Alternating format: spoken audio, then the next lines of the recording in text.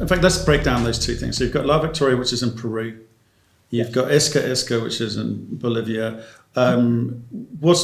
What's going to be the focus of the business? Are you going to be able to manage to take both of those forward, or are you going to have to focus on one initially? I mean, Iska Iska has been a recent, not acquisition, but an earn-in play for us.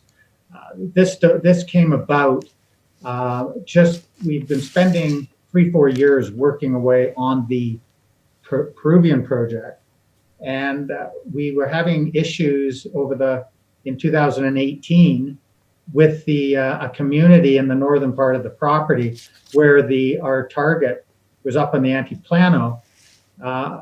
Alta Plano, where we really believe that was potentially the big play for us. We couldn't get permission, we couldn't get land purchase rental agreements. So we ended up sort of stagnating for a number of months. Our share cap dropped down. We were at one point, trading over $1. We were lightly, we've always I've always believed in a tightly held share cap initially with these things. We probably had 25 million shares at the time. So we decided to look maybe for a hedge, look for another project while we're waiting it out to try and get the community and people on side with our main focus, our La Victoria. That's how I think it was April, May of 2019, we became involved with this project in Bolivia.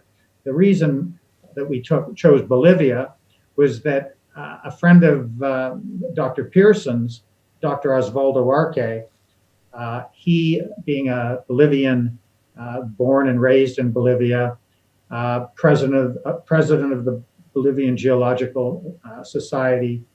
His father was the head fellow at the national manager for Comabol, the state-owned mining arm of the Bolivian government.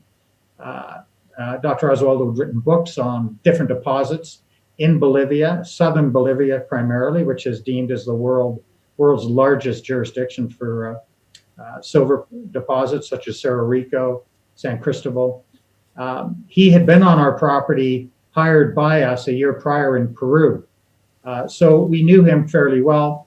We approached him about finding a project that wouldn't break the bank, but could give us some really, again, scale upside that he might know of. And, that was our foray into Bolivia because we got him at the right time.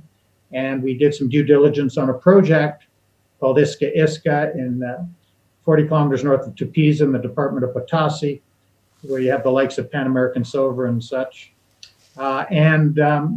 So we did a $100,000 due diligence program in the summer of 2019. We liked what we saw, some great multi-metal samples, 3-meter averages that came back to us.